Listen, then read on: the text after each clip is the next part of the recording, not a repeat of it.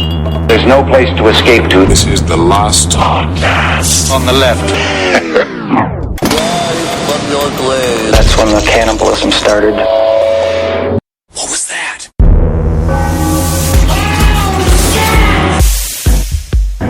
Using and polluting is not the way. Here's what Captain Planet has to say. The power is yours, man. Okay, you sound stuck. Mexican Captain Planet, man. All right, welcome to the show, everyone. This is the last podcast on the left. I am Ben Kissel. In studio with me is Marcus Parks. Hi.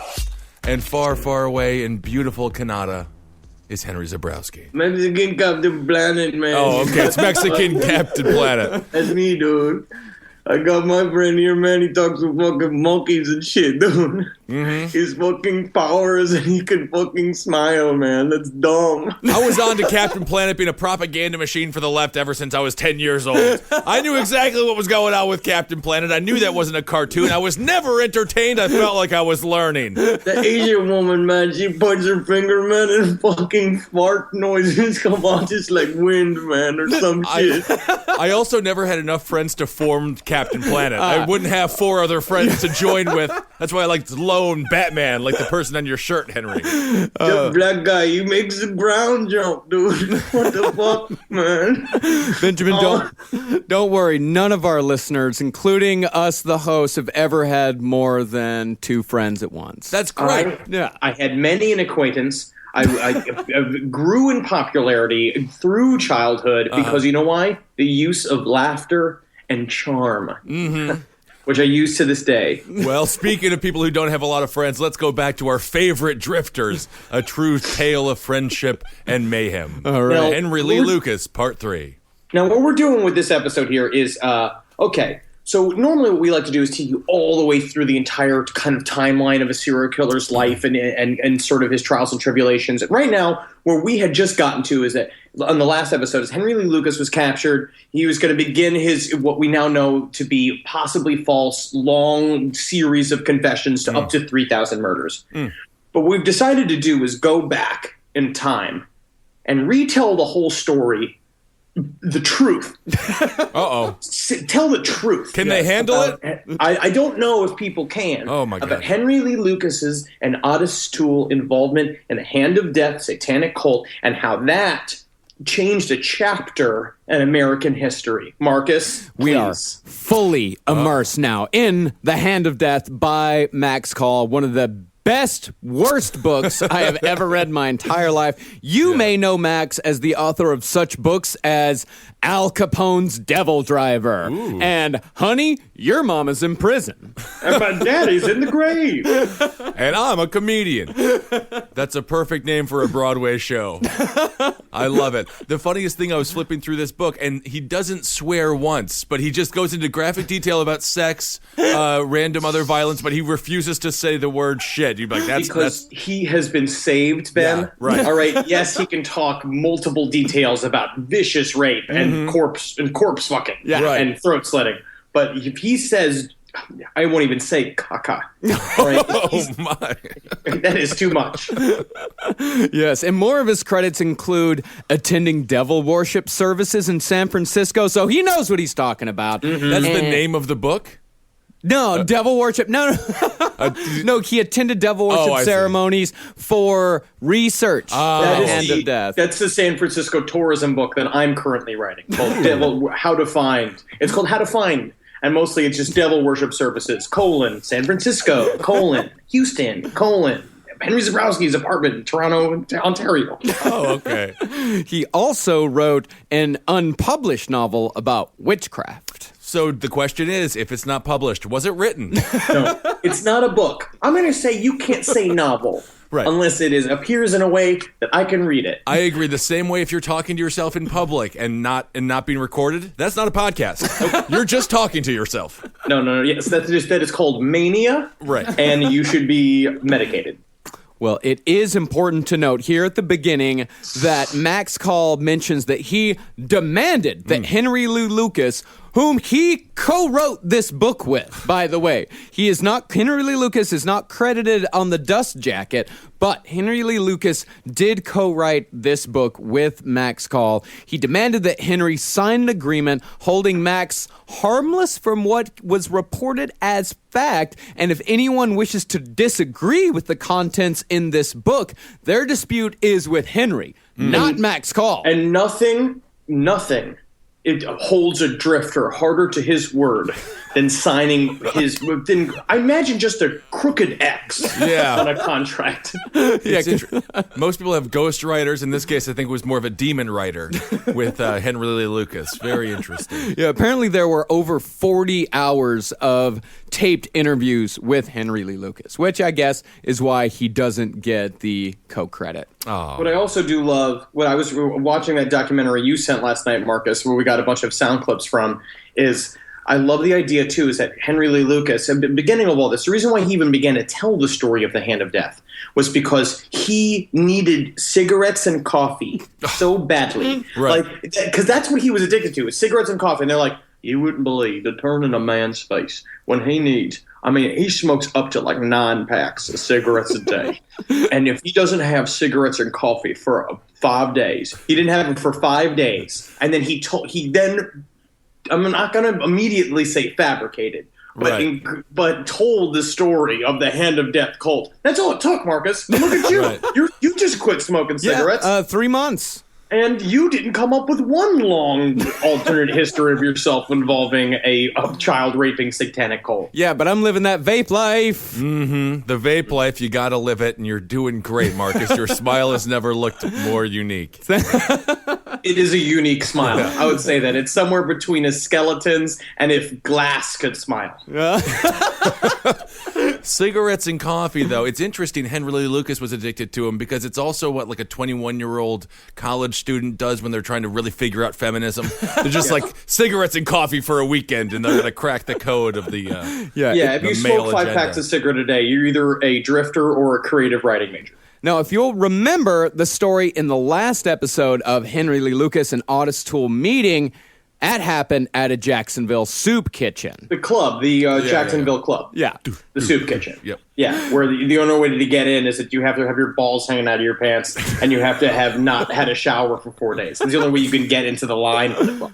Oh, man, I didn't get my scissors to cut my balls free from my pants. Go to the scissor guy. He'll cut your balls free, and then you can come in. Hey, does it count if I got caught in the rain? Does that count as a shower? Well, this, Henry said, was not the actual truth. The two actually met 2 entire years earlier at a mushroom farm in Pennsylvania where the two worked together. Oh, my God. Yeah, Henry in the fields, Ottis in the greenhouse. Oh, wow. Yes. That's just. You don't. I guess it's almost. It's drifter romantic.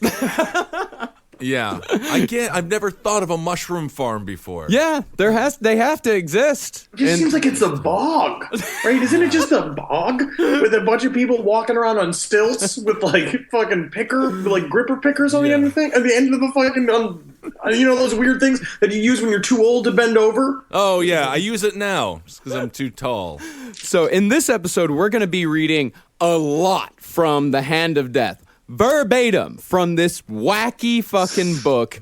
This is what the author said, how Ottis Toole introduced himself to Henry Lee Lucas. I just really hope it involves Henry Lee Lucas picking the biggest mushroom from the field and giving it to Ottis, and then Ottis smells it. This is my favorite mushroom. You knew It certainly smells real shroomy. Let me guess, is your name Henry? Yeah. I can see because it's written on your belt. You must be so you can always know which belt is yours. Yeah. So this is what Ottis said. I'm Ottis Toole. I've noticed you working, and you seem to be a loner. Yeah! It's Friday, and I was wondering if you'd like to join me for a night on the town. Oh, wow. Hey, wait a second. Otis. You mean sucking dick? Is that what you mean? No, night on the town. Oh, then no. Because I thought you were talking about sucking my dick. Now, if you guys think that right now I'm doing a gay caricature, that somehow I might be doing an offensive voice, you Sure. know?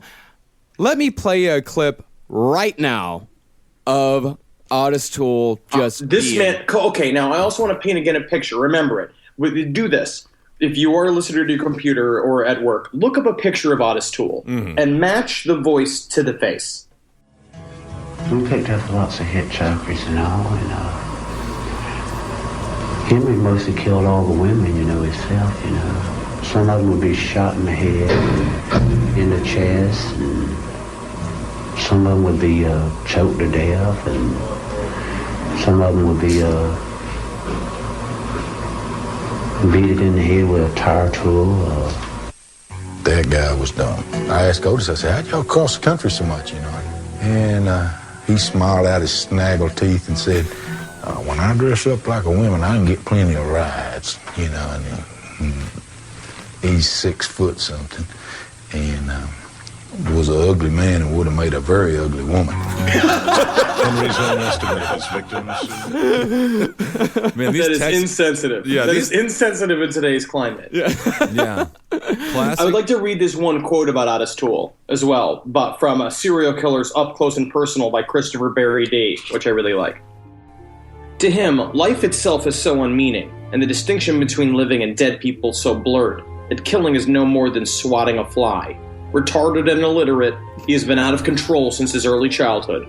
Born in the shadow of the gator bowl, Ottis is a real live gator, bottom feeder, more reptilian than human, scuttling through the swamps of society, ceaselessly scanning for helpless prey. Okay, Henry, I want you to take that back, and I want you to read from he was born in the shadow of the gator bowl, but give me a little more gator. Born in the shadow of the gator bowl! Oh, this is a real live gator! Bottom feeder, more reptilian than human, it's a gator out there. Ain't nothing more dangerous than a goddamn... Nothing. It's a gator bowl! Gator bowl. Oh, I want to have some cereal, but I guess my Yeah. bowl is all full of goddamn gators! Gator bowl. How bad is your life when you're born in the shadow of the gator bowl? You can't even. You're a human being. Also, my question about Shadow of the Gator Bowl. Seems to me, bowl, concave, does not generate a shadow. You would have to be inside the gator bowl to be in the shadow of the gator bowl. So Henry Lee Lucas and Ottis Toole immediately hit it off and were soon gallivanting around the countryside, robbing whoever they could find, and eventually escalating to rape and murder, trying to constantly outdo each other's brutality. And it wasn't long before they started to participate in contract killings that Ottis mysteriously brought in, and Henry didn't really question it. He just figured that Ottis had connections to some wealthy and powerful people. I feel like it's sort of one of those when you mention they try to outdo each other. It's like those old McDonald's commercials with Larry Bird versus Michael Jordan when they would take a shot from the free throw line and they ended up in the rafters. But they of course involved more murder and it's like it's the dream team. Right. If the dream team is two retarded men who kill and rape people and then sometimes also blow each other. Yeah, so that was sort of a missing ad campaign from the 80s that McDonald's really should have capitalized on. Ottis Toole just taking a bite of a Big Mac at the end because he won. Yeah, 1985. That was the height of Ottis Toole's fame. Sometimes I let Ottis blow me and I like to see how fast I can go. And then, you know what? I wasn't much for the sucking and the tugging, but watching Ottis do it, I knew I had to be better than him. And I tell you what, the gap between my teeth could certainly titillate a man, makes toes curl back. Try it sometime. Yes, he has good toe sucking teeth. Ottis doing these, just the sounds of it. Yeah. Ooh, Henry. Ooh, Henry, I like it when you give it the noosh. And he's just like, Ottis Otis definitely can quit you. I'm just so surprised. We were talking, everyone on the Facebook page was talking about how disgusting these episodes have been, and Marcus was like, what? And I'm like, yeah, dude. I didn't even notice, really. Like, someone's like, man, I was fucking eating and like I lost my appetite. I was like, why? I was like eating Subway all throughout this fucking research. This love story. Nothing like sitting down and listening to the last podcast and left with a big bowl of just yellow curry and then just thinking about Henry Lee Lucas sucking on his tools fucking yellow nicotine-scented toes, right? It's gagging on him. Everyone's like, Otis, I don't mean to be insensitive, and I'm really not sure how to bring this up because it's certain things in a relationship it's hard to say. But you got to clean these damn feet before I can come on them. Oh, my God. And the entire time, Henry's eye is weeping an ooze that is very similar to yellow curry. All right, move on. I can't deal. I'm literally going to vomit. So after a particularly brutal spree in Texas, the two agreed to split up for a while, and they wouldn't see each other until after Henry was accused for molestation for the second time, as we talked about the last episode. So Henry met up with Ottis in Orlando, and Ottis, of course, sympathetic to Henry's plight, asked him to move in with him and his family. This is what friends do. Friends who also sometimes, again, rape and murder people, but then also blow each other in a competitive way. Yeah.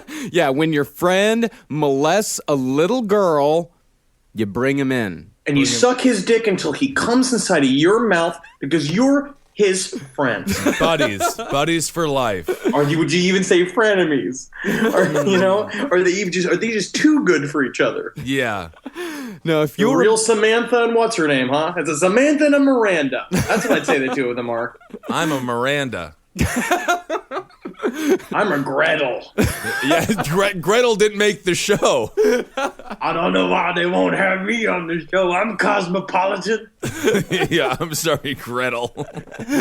Now, you guys remember the bridge story from the last episode, right? Yep, Henry Lee Lucas and his cousin Wade were on their way back from West Virginia up to Maryland, coming back from a family reunion. Henry drifting a work application, which is you just yell at a man in a truck and he says, "Come on in." Yes. Now, that was and remember, he goes to Shreveport and he runs away because he thought that the guy was in the mob or something.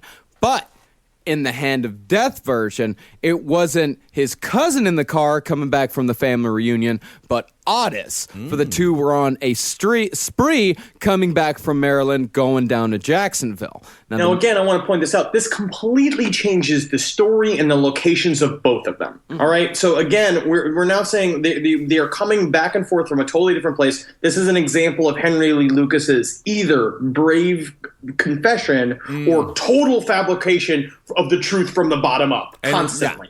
Right, and keep in mind, there were dangling cigarettes in front of his face, and he was smelling coffee the whole time, and they're like, "Tell us a good story, Henry." And you I'm Osama bin Laden. I'm Osama bin Laden. You're Osama bin Laden? Yeah, in this storyline, in the actual storyline that we covered in the last episode, Henry Lee Lucas and Ottis Toole hadn't even met yet. And Wade Kaiser, his cousin, actually did testify. It's like, yeah, he jumped out of this truck when we were on our way back from the family reunion. But in this version, it says that they were met by a guy who introduced himself as Don Meterick. Okay. And he told Henry that he was looking for drivers to transport cars across the country for $1,000 every trip. He offered Ottis a job too, but Ottis declined, saying he had business back in Florida. He had a side job where he broke stools with his asshole. Oh, yeah. It's a very controversial business. Didn't last very long.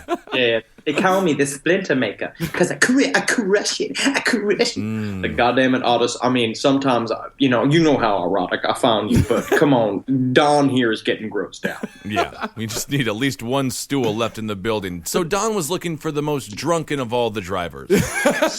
He just had a good feeling, man. Yeah. Yeah, just had a good feeling. So he hops in the truck with Don, and they head to Shreveport. And as Henry says, when they stopped for meals, it was always at the finest restaurants. Nothing but Chubby's Diners and Miranda's slop holes. I love the Slop Hole Thursday special. You don't want to ask what it is. It depends who's working. Oh, that's just slop. We're not even sure what's in the slop. No. It's a quarter for a bucket of it. Not bad. It gets delivered to us at 3 a.m. every Tuesday by a man who refuses to remove himself from the shadows. They call me Lord Domino. You smell like pee, Lord Domino. I went on myself. Got to. Slop delivery number 8 delivered. See you soon. Not bad. So not only did they eat at the finest restaurants, but wine was served at lunch and dinner. Très chic. Wow. And when they were in the car, Henry always had a fresh thermos of coffee at all times and was not even allowed to buy his own cigarettes. Isn't that something? It's like cute. It's like Pretty Woman, but for fucking dick-sucking drifters. Right. A different story. And I have never been treated better, and I never will. And I remember Don Mederick, because he saw me, and he knew that was a drifter with a heart of gold, but who would also steal and rape kids for $1,000 ago. So about 50 miles west of Shreveport, Don finally fessed up to Henry what his plan was all along. Turns out their meeting was no accident. Uh-oh. It was no accident. In fact, they had been keeping an eye on Henry ever since he was released from prison in Michigan 5 years earlier. Turns out, Don was a part of a big organization, and Henry was just the type of man they wanted to transport stolen cars to Chihuahua, Mexico. Can you imagine? First of all, again, Chihuahua, Mexico. It's funny. Yeah. A tiny dog is the mayor. Second of all, I just got to go out and just say that. Yeah, Second of all, can you imagine the idea that Henry Lee Lucas is scoped by a gigantic organization, a gigantic international satanic organization, and it's just like, this is the man we're looking for. Well, he's like spitting on the side of the road, like literally just being like, oh man, my noodle fell out of my zip. Oh, damn it. Spilling coffee all over himself. Pissing on the ground and slipping on it. Yep. So this excerpt is from Hand of Death by Max Call. Taking his eye off the road, Henry shouted, hold on a big hairy minute. If you know so much about me, you also know I'm on parole. If I get picked up for a traffic violation and I'm in a stolen car, I can go back to prison for another 30 years. Sound drifter logic. Yes. Right. Henry Lee Lucas, if anything, is reasonable. Oh, yes. Well, that's what him and Ottis always said, is that driving in a stolen car was like driving around with the evidence planted on you. You might as well have a big neon sign on your back, they always say. Do we not remember the 2 weeks they spent with an active human head in their own fucking car? Yeah, but that's different. That's totally different. Yeah, that's totally different. They could just stuff that underneath the seat. So Henry declined the offer, said it was just too risky. He said killing was one thing, but driving a stolen car, that was another completely. But Don wasn't fazed at all. He handed Henry a business card and said, if you're ever around Miami and you really want to work, come and see me. You can make anywhere from $5,000 to $20,000 for each assignment. Henry replied, what would I do for that kind of money? Grinning with complete self-assurance, Mederick softly answered. So Marcus and I have a voice competition about Don Mederick. We both have a different version of what we think his voice sounds like. Yeah. So Marcus, do you want to go first? Sure. You can kill people for us, but there are some requirements. You'll have to join the Hand of Death. It's a religious organization. All right, so that's your Count version. Kind of there of the Don. Count Don. And here's Henry's version. You can kill people for us, but there are some requirements. You'll have to join the Hand of Death. It's a religious organization. You'll have to attend our training camp and learn to worship the devil. Whoa. All right, I like them both. They're both good. A combo is perfect. Once you join us, you can never back out. But if you're serious about joining the hand, come to me in Miami. And I'll help you open the glorious gates of hell. I mean, honestly, that's an offer no one can refuse. Except for Henry Lee Lucas. Dental benefits? I'm making a drifter joke. I haven't had teeth since I was 4 years old. Let's go and do it, Don. So he turned down this offer, even though the guy was legit. He had a business card, the whole thing. He turned down the stolen car offer, but the killing offer, Henry welcomed. Oh. And so Henry opened the gates of hell, and wouldn't you know it, found Ottis Toole waiting. For Ottis was a longtime member in good standing and had, in fact, recommended Henry for membership. Which is also a thing like that. I think that's also against drifter rules. You're not allowed to be a part of any organization in good standing. So technically, even though he was a part of a satanic cult, if he wanted to stay true to the drifter code, he should have been behind on his dues. We can assume he wasn't in great standing, just good. Good standing, good standing. So this is what Ottis said about the religion. It gives us power to do anything we want as long as we obey the master. You'll be able to have all the women you want. They'll just be warm meat for your desires. Not that I would know what that's like, but if you wanted that, I would just... And when you understand the real weakness of women, women.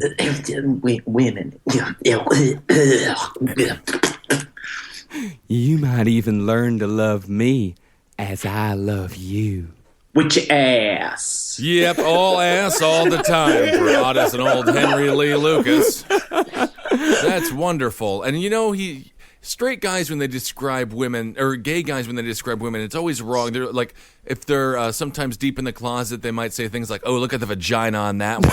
I love hot vagina, don't you think? There's a fella that I know around here who's very similar. And I just think that it's just, she's got 2 legs, and I'm so excited about seeing them. That warm meat. Yeah, It's the most disgusting way to describe a woman ever. Just look at that chest meat, that meat on her chest. I bet it's warm. I want to. You know what though? It's kind of like a butt in front. Yeah, it's like look at that butt in front. Front butt. Yeah.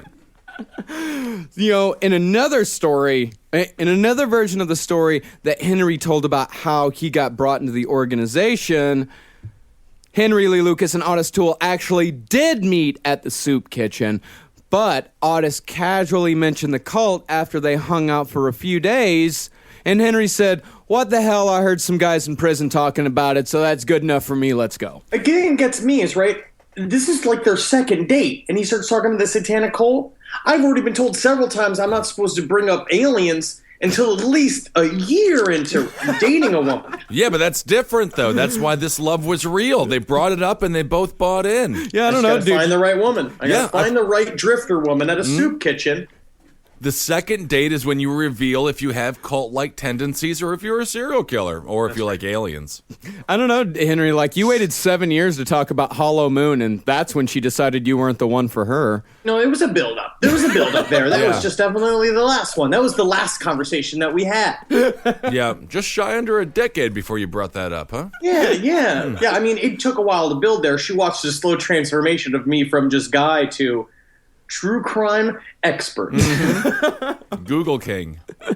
So the two arrived in Miami and drove to a warehouse on the waterfront, a place that in the 80s could have easily been a spot for drug transactions, for Miami was a much seedier place then. Because I'll put it this way, Miami, right now, that's one of the most innocent towns in the whole country. There ain't nothing going on in Miami. It is just, they're making their own butter, and it's just a sweet, nice, humble city. It's an Amish paradise full of butt implants. Yes. That's great. You know, during the old drug days in Miami during the 1980s, you know what they used to do, Marcus Parks? What? They would spray cocaine all over plants, floor, all over the street, so then drug dogs would just be running in circles. So if you were around in the 80s, hope you were licking those leaves. You get real high for free. That's all I would be doing, me just rubbing my face on a fern. Seriously. And Max Call said about the condition of Henry and Ottis when they showed up. They were high on drugs, and this added to their holiday moods. Nothing says Christmas to me than like a fat fucking rail of coke watching a 6'4" drifter man go down on another drifter man. Holiday moods. Usually it's supposed to be the spirit of giving, where you help out a small child who has one leg, whose father was lost in the war. But in this case, the mood was more crusty and cum related. Silent night. But she got a beautiful voice, but you got to keep going till I shoot. I grossed myself out. Yeah, bro. So inside the warehouse was every type of gun or knife that Henry could imagine. Which is just one type of gun and one type of knife. That's what I'm thinking. Not the imagination of a real creative here. So Henry's eye was immediately drawn to a throwing knife. And this is what Max Call said. And then what he did, his one eye was drawn to the knife, and the other one he had to just slowly. And as that Max Call says, with quick, cat-like grace, he drew his arm back and sunk the knife into a post 40 feet away. No, he didn't. I'm just going to say he did not do that. So you mean to tell me that the Hand of Death cult story also is the beginning of Rookie of the Year? Like it's the same storyline? So Don Meterick, who was waiting in the shadows, noticed and was immediately impressed with Henry's sick-ass knife-throwing skills. Funky butt-loving. Did he just say funky butt-loving? Rookie of the Year. And Meterick, he immediately decided that it was time to take Henry to the training camp. This guy has an eye for talent. So they drove an hour north of the city into the Everglades, where they hopped onto an airboat. Yeah, this is from The Hand of Death. Smiling to himself. If you're smiling to yourself, you're just not smiling, right? Yes, you're smiling, Ben. You can smile. I smile to myself sometimes. But then you're smiling to me. No, I'm not smiling to you. Ben is right. Yes, because right. if you're smiling to yourself means an inner smile. That's right. Because if you're smiling and I look at you, now we're smiling together. That's just smiling. Right. That's just smiling. No, but if smiling I'm not to yourself means you don't want anybody to see you smiling. No, but if I'm smiling, like say I'm sitting there and I'm thinking it's like, and I remember like a funny line from Super Troopers. Sure. And I'm like, Farva. I don't want a small Farva. And I kind of smiling. Yeah. I think that's smiling. Well, anyways, smiling to himself, his brain recorded another thought. As if it's the second one ever. I think I got another. My head just. That's a thinking do. I'm doing a thinking do. Oh my God. All right, third time's a fucking charm here, fellas. All right. Smiling to himself, his brain recorded another thought. You know, I can't think of a better place to find the devil. And find the devil he did. Yes, that's great. The Everglades of Florida, I agree with him. I can't think of a better place to find the devil either. So when they arrived at a small dock on a low-lying island, and a tall, thin man with white hair approached the boat holding a lantern above his head and looked Henry up and down, and he spoke in the deep, cultured tones that reminded Henry of Richard Burton. Who's the magician? No, not the magician. No, the drunk actor.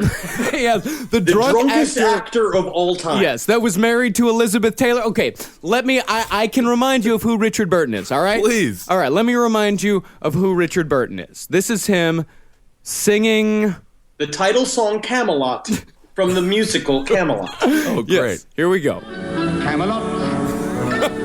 Camelot. I know it sounds a bit bizarre, but in Camelot, that's how conditions are. The rain may never fall till after sundown. By 8, the morning fog must disappear.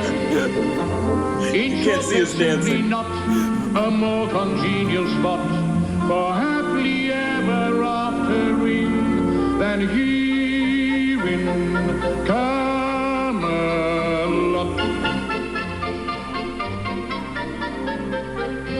dunk. The thing about Richard Burton is that I like how he thinks of the charming tones of Richard Burton, where Richard Burton actually just kind of sings. He sings like a drunken uncle who forgets your name at every family reunion. Sings his way out of it. I'm sure Henry Lee Lucas was just thinking about all those Broadway stars and all those guys and just being like, they must get so many ladies. You know, they just they must love the ladies, their parties. Oh, and yeah. Meanwhile, he's just like Richard Burton is just like invented the term whiskey dick. You know, like this is the word he's never done a thing not hammered. He would not be able to act if he wasn't hammered. No, good for him. So this is the man that he met. He met Richard Burton on the dock with his lantern and turned to Henry and said, Donald, I see you brought us your new man. Camelot. Oh, Camelot. This one will do. This one is gonna do nicely, and I've said it and I've said it again. Camelot, I'll just get him settled in. Ooh, sorry, I almost threw up. Dimmy, stand in hut number 10. Hey, all right. He's the hand, Ottis said. He's Satan's high priest, and you don't talk to him unless he requests it. You two talking about me when I have rules? No, I'm sorry. Literally, it's just hard to stand up, you know, when the room keeps spinning like this. I'm literally going to use the term talk to the hand, because that's me. All right? That is a funny joke. That is a real good joke. Your name's Charlie, and his name is Billy. Is it Billy and Charlie? We're Ottis and Henry, sir. I don't believe it. Get some name tags. All right, everybody, let's fuck some kids. These kids are fucking themselves. Let's go. It's a little pep rally. Feels like I'm working at a Walmart. All right, Henry, do you want to read what your book says about the camp itself? Now, according again, this is so serial killers up close and personal really does like to take from other books. So this was actually taken from The Hand of Death, which is fun. There were some 200 inductees in his class, representing 6 different nations and all ethnic groups and social classes. Very diverse. And if it wasn't, I'm just glad to see, which, you know, in the Everglades means there was one black guy and a guy that they thought was Asian but probably was Puerto Rican. Right. Henry further claims that during his first weeks of training, he began by teaching in class and the techniques of killing with a knife. We're going to get into that. They practiced hand-to-hand combat, studied law enforcement manuals, and memorized radio communication codes. All of this must have been an uphill struggle for Henry because of his extremely low IQ. So there were actually 209 inductees in his class. Yeah. Keep it specific. That's how it's real. Yeah. Yes, 209. It's all in the details. Mm-hmm. Remember this again, guys. This is real. This is the real story. We're hearing it from the drifter's mouth. And they only speak truth. Mm-hmm. Especially when they're fiended for nicotine. Mm-hmm. Half the camp was female. Ooh. Yeah, that's going against, it's possible that the Hand of Death, little progressive. Sure, very diverse, very progressive. They weren't racist, they were just rapists. Well, they're being little Tina Feys over there. That's so nice. They're being little Amy Schumers over there. So bossy sweet. pants. I'm the bossy pants of this party. And by diverse, they meant they were German, Italian, French, and Spanish. And no grades were given. Wow. I mean, it's F. You either passed or you were sacrificed. Oh, now that is very intense. That's right. right. I bet that caused a lot of drama. And I bet Henry made a friend with a little redhead there, a little redheaded boy, and then he had the Asian girl, and she was there, and they all got together. And then the difference between this and Harry Potter is that there's just a lot more cum in this story. Oh yeah, so much more. This would change our education system, though. You either pass or you get sacrificed. Henry actually once witnessed a tough little French prostitute fail by popping off in her poisoning class for 2 days straight. First day they put up with it. First day is like, okay, well, you know, she's a little French whores. They don't necessarily have all the decorum of our American whores. This is poisoning class. We can definitely call that group participation. We can label it as that. Yeah. So is that just when you suck antifreeze out of a car? What is the poisoning class? It's about how to make it untraceable, Ben. Oh, I see. It's about how to make it look like a heart attack. Harold Shipman level poisoning. But on the night of the second pop-off... What is it? I don't even know what a pop-off is. Popping off. You're popping off. You pop off all the time. I'm popping off? You're not popping You off cannot right tell now. me how to poison, because I know how to poison from the streets of Kipari. How dare you? How dare you? Sacrifice You tell me how her. to poison. Sacrifice her. On the night of the second pop-off, the heart of the French whore was held aloft to the glory of the Dark Master. I don't know about you, Ottis, but I actually think that, you know, her popping off in class is more that she was bored because she's so advanced. I know, Henry, I know, but this ain't do the right thing. You know what I mean? So we better get into boomerang class or we're going to be late. Got to. I'll see you at my locker after. So on Henry's first night after he arrived by airboat, he waited for hours as he and Ottis tried to make small talk with a couple of other strangers in Hut 10. So, y'all like to rape? Is that cool to ask? Are we in good company to just kind of go out and say we all agree that we all like to rape? I like to do math. And what is very important for me is to be best in class. I want to be best in class, most best satanic murderer. Or I do bad for my ancestor. It seems like I like to suck dick. Yeah. Good 1980s screwball comedy. An hour of that. In Hut 10. So finally, Meterick arrived with instructions.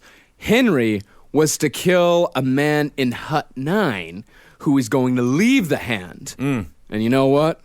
There's only one way out of the hand.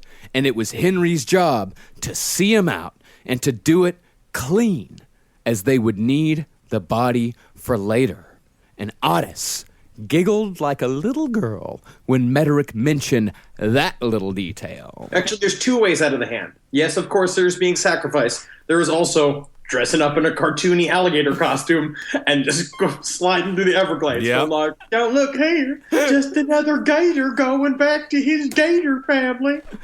So after they were given the instructions, Henry and Ottis lured the man down to the beach with a bottle of Jack Daniels. And when the man took his first pull, Henry slit the man's throat in one clean, solid motion, and Ottis caught the bottle before it had a chance to hit the sand. Thank God. And the two kept the body from getting dirty, as Ottis cryptically said, "You don't want to get sand in the wound. Sand spoils the taste. You'll understand later." Well, it makes sense. Yeah. What do you mean? What do you mean? What do you mean spoils the taste? You'll understand later. I don't understand. We're going to eat it. Later. We're going to go eat later? Where you chain? You'll understand later. I don't understand. I don't think I understand. What is understand? So Henry and Ottis stripped the body naked and took him back to Dawn. And that night, Henry was to witness his first of many devil-worshipping ceremonies. He watched as the naked body of his victim was carried into a sacred circle on the shoulders of 8 naked women. They then cut out the man's heart and dedicated his death to Satan, To Satan! Ottis left Henry's side, put on a robe, and joined a line where he was handed a piece of the man's flesh to consume before drinking from a silver goblet of blood. The ceremony ended with a sexual orgy as the man's body was burned. He now understood Ottis's taste for human flesh. Before, he thought it was just something all homosexuals enjoyed. But now, he knew it was a part of Ottis's dark, satanic religion. And according to all this, while they were doing this, according to Serial Killers Up Close and Personal, they began a chant of Ambe Ishke Hoa Seko, Ambe Ishke Hoa Seko, a meaning of which remains a mystery. So, we mentioned that Ottis was a cannibal. And in fact, in some circles, Ottis is known as the Cannibal Kid. We've got some footage of Ottis talking with Henry about their cannibalism. Ooh. And you know, one time you away from their bodies and I did too. Yeah, I know. That cutting up like meat, you know. Well, I've seen bodies cut up worse than you've ever seen a body cut up. Tastes like real meat when it got barbecue sauce on it, don't it? Well, That's the exact conversation from Hut 10. Hours of that. Non-stop. Now, that was real conversation. That was real conversation. That was an actual phone conversation between the two, because they were allowed to converse quite a bit after they were caught. Because that was the thing, is that once he started going to the confessing thing, it's really interesting. I'm going to put that up on the Facebook page. The conversations between Henry Lee Lucas and Ottis Toole were, you watch them over the phone come up with the Hand of Death story. Yeah. And they're such good fucking improvisers. It's insane. Like, they sit there, because Henry Lee Lucas will just start saying, like, because you know how we work for that organization, right? And then Ottis is like, yes, organization. It was for the devil. Like, they kept yes-anding each other and. so perfectly. Yeah. And and it started with, like, Henry's like, I don't remember. Did you get me into that, or did I get you into that? I don't remember how it started. And then I was just like, oh, I got you into it. You remember when we was on that mushroom farm? Mushroom farm. Definitely, absolutely. Where was that mushroom farm? Pennsylvania. Yeah. And about human flesh, Lucas said that yes, he did try it, but he just never got the taste. Said it was too gamey, like rabbit. Oh, okay, that makes sense. Now, as far as the black masses went, of which they had many, dope parties, as Max Call calls them, were considered excellent preparation. Necrophilia and bestiality was openly performed to glorify Satan. Childhood fantasies were enlarged and embellished. So, like, they could, like, dunk basketballs, and they had a shoe named after them. Different childhood fantasies. And I'm dressed up in a hip-hop outfit with hip-hop Bugs Bunny, and we're all hanging out, and I'm eating as many fruit roll-ups as I can stick. And it's so cool eating all the Pizza Hut pizza that I can have, and all the Gatorade I can stomach. I'm still wondering what the fruit roll-up factory is going to roll out with next. Yeah. I've heard the fruit roll-up is getting into developing body bags for troops in Afghanistan. Isn't that too bad that they're all dying? So devil worship, a physical religion that creates inhuman lust in place of tender human love and murder, was extolled as a beautiful expression of lust, and living victims were sacrificed at every single mass. Kidnapped children were a favorite among the dark priests. They were abused for days before having their hearts cut out as the congregation chanted, Ambe Ishko Ho Aseko.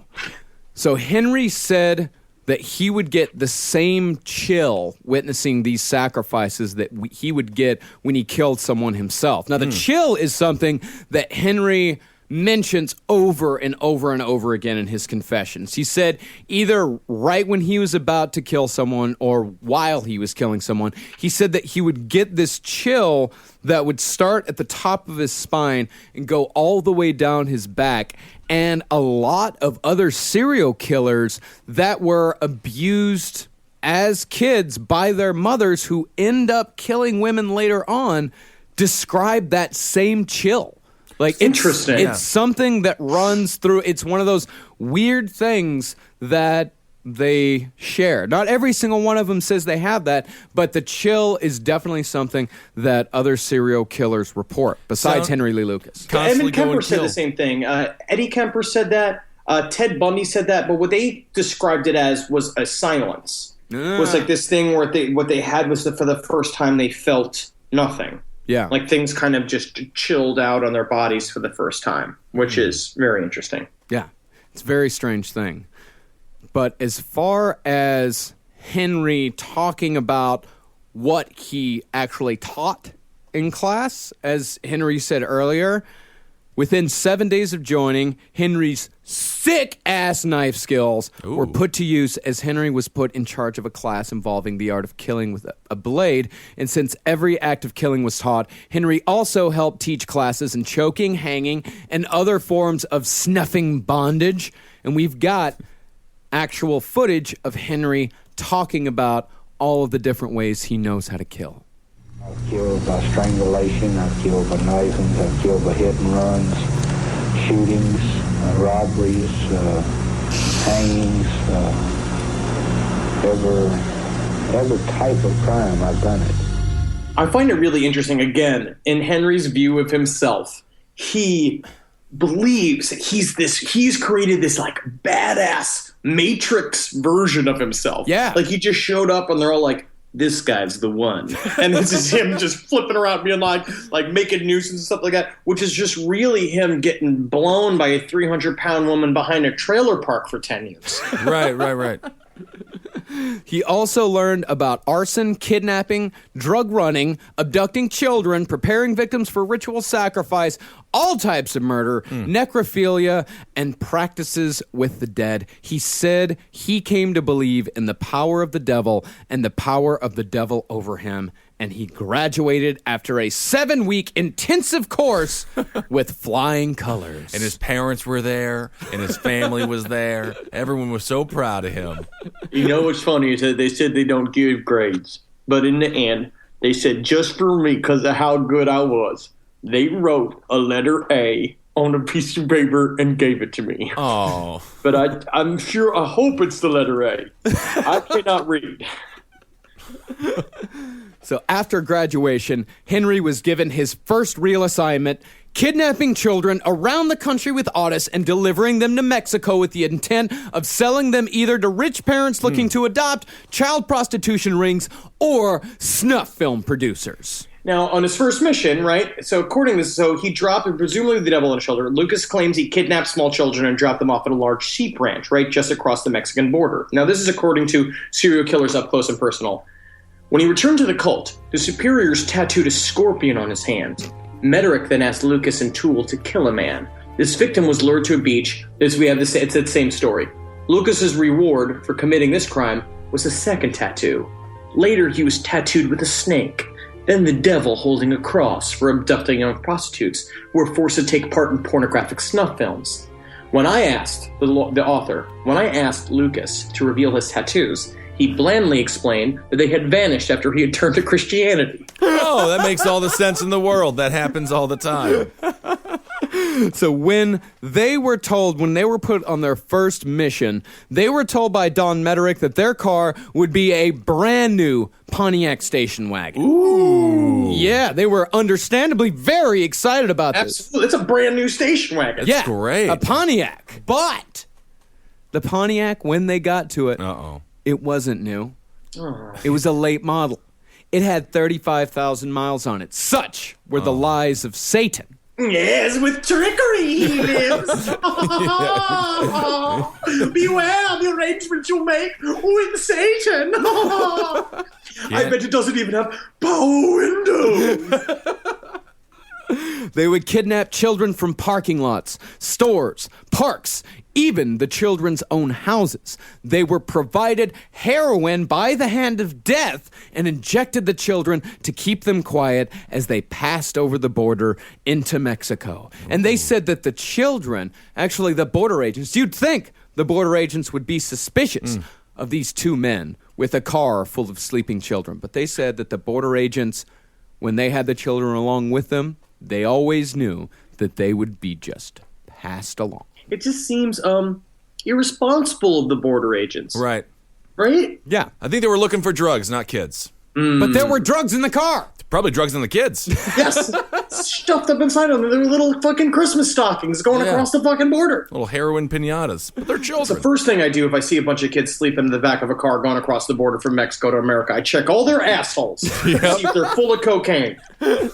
So Henry, he claimed to have kidnapped over 100 children, killing and raping the whole way as well. Well, they got to let off steam. Well, they not only do they have to let off steam, they also had a reason.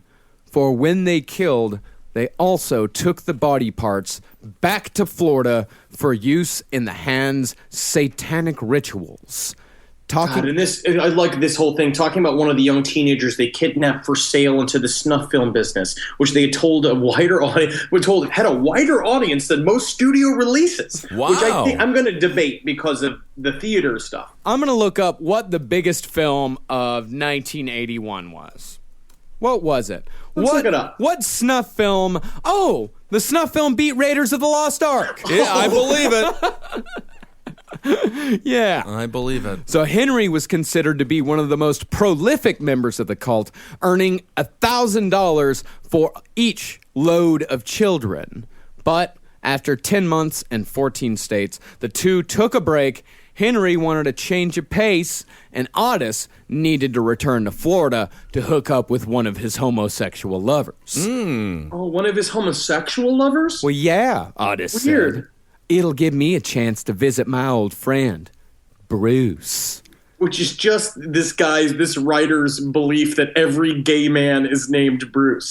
Yeah, for sure. Or at the very least, every gay man has a Bruce that he fucks at some point in his life. In Florida. Yes, Florida, the gay Bruce capital of the world. Mm-hmm. That's where your brothers were gay. Yeah, that's right. Yeah. Right, Ben? Because that's the Delta. Other than my brother, every person I've met in Florida has been named Bruce. So Henry set off on his own after that as a killer in service to the hand. He was instructed to leave a mark on every body so the hand would know when it was reported in the papers that it was the work of an operative. On one body, he left brown rocks stacked on top. You mean shit lumps. Yeah, I think he just took little dumpers. So along with his random killings, he was also a contract killer like Ottis before him. There'd been the Spanish Army General in Spain. Did I not mention that Henry went to Spain? No, I forgot that. Did you forget it or did I not hear it? I think I forgot to mention. Oh, okay. He went to Spain. Oh. So he went to Spain and became a Spanish Army General. No. He went to kill the Spanish Army General. Okay, yes, absolutely. He should definitely be going to Europe. Totally capable of doing that. He killed a politician in Mexico City. He killed a Canadian in Toronto. That's fine. A Canadian in Toronto? A Canadian in Toronto. One of your people, Henry. No, don't you do this. Don't you dare say that. Yes. I'm an American. He killed 2 millionaires in Houston and a West Texas political figure. But possibly his greatest task as a hand operative was a simple delivery, for Henry Lee Lucas was the man who delivered the poison to Jim Jones in Jonestown. Does this poison taste like it was made by a jackass? God damn it. I'm here. All right, got 9 jugs of poison and stuff. All right, I gotta go because I'm also delivering all this weird up. It's a bunch of pizza boxes with bombs in them. I'm sending them up to this guy named Dr. Robotnik up in this weird hilly place. He's trying to kill this man named Sonic the Hedgehog. Well, I'll see you soon. All right. And this next excerpt, this is from the book that actually has a lot of the more serious material in it, but they did have a full chapter on the Hand of Death. This is from Henry Lee Lucas by Dr. Joel Norris. We had many meetings. They were more or less party meetings. Everyone would be high on drugs. Each of us would testify about the destruction we had been part of since the last meeting. We would get higher and higher on drugs. we would rub each other's bodies with the blood of a victim or an animal. Some members would like drink each other's urine. During all this, somebody would be chanting and praying to the devil. And then eventually we started playing the board game Sorry. It kind of devolved into a bunch of just board games because we were kind of like table game nuts. Yeah, I love it. So, you might be asking this entire time, what's the point? Why are they doing this? Shut up, Marcus. Yeah, what do you mean what's the point? They're just having a hell of a time. No, someone's asking. There's got to be some listener out there asking, why is the Hand of Death doing this? What is the point? Well, there's many points, my friend. For one, they do it to destabilize world governments. As the Hand of Death operates outside the confines of your petty politics. That's right. And as far as personal motivation goes, Ottis said, it doesn't matter why. They want Satan to rule the world, and that's all we need to know. That's so fucking metal. Team Trump. I'm voting Trump.